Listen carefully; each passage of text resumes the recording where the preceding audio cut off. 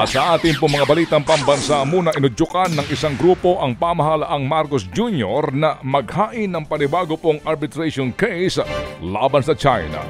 Ito nga po bunsod ng sunod-sunod na insidente po ng panghaharas po ng Beijing sa ating mga barko sa West Philippine Sea. Ayon sa National Youth Movement for the West Philippine Sea, nakababahala din ang paninira umano ng China ng mga yamang dagat sa pinag-aagawang teritoryo.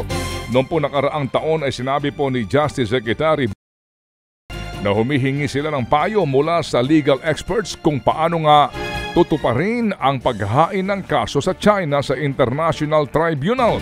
2016 nang una pong manalo sa UN Arbitral Tribunal ang Pilipinas nang ibasura ng korte ang 9-dash line claim ng China, pero hindi ito kailanman kinikilala ng Beijing.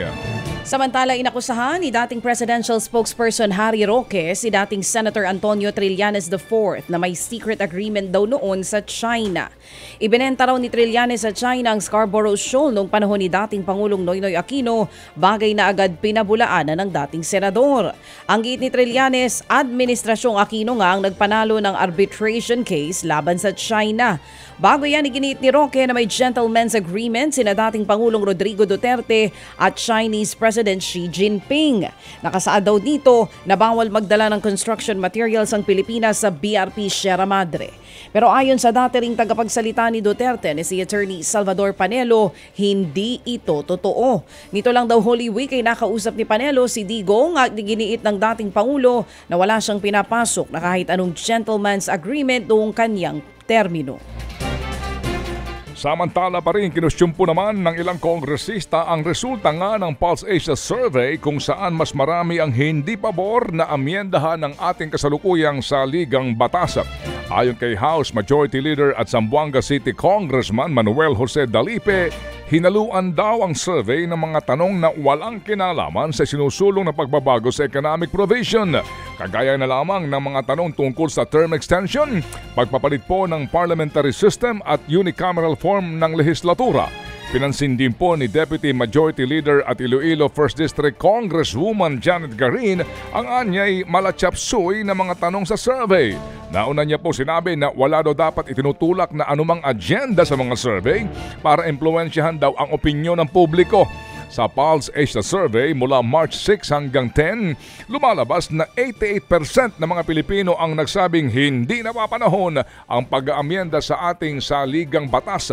8% lamang ang pabor sa sinasabing constitutional amendments.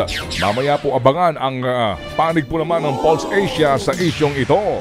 Formal nang itinalaga bilang bagong PNP Chief sa Police General Romel Marbil.